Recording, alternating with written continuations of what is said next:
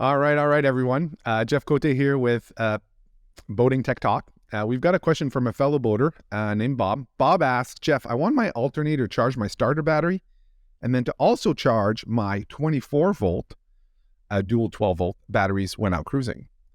If I purchase a 3-bank isolator without work, is there a better solution?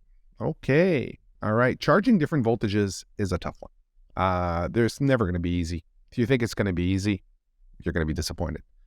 Unfortunately, a battery isolator is not a device that provides any conversion for voltages. So if the input voltage coming out from the alternator is 13, 14, 14.4, 14.6, whatever that alternator output is, the battery isolator does not modify the voltage.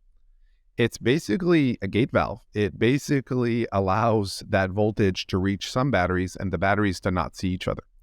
Is basically what it is. It's simply, either Y or 2 out, 1 in, 2 out, or 1 in, 3 out. And so modification of voltage won't happen from a battery isolator.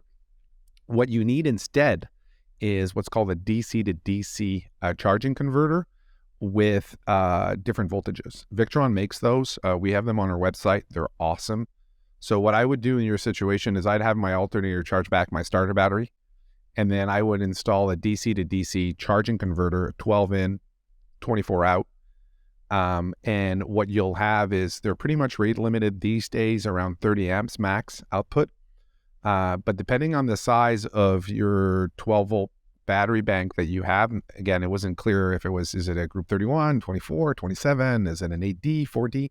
But depending on the size of your battery bank and the size of your alternator is how you're going to go about choosing the size or the max amperage of your DC to DC charging converter. And so that's going to be a decision. But generally, 30 amps is reasonable. We've done more. So some boaters are going to want to have higher, and the only way of doing is stacking more of those devices. And we've done that before as well. So it is possible to run them in parallel to achieve a higher charging amperage if that's really important for your setup.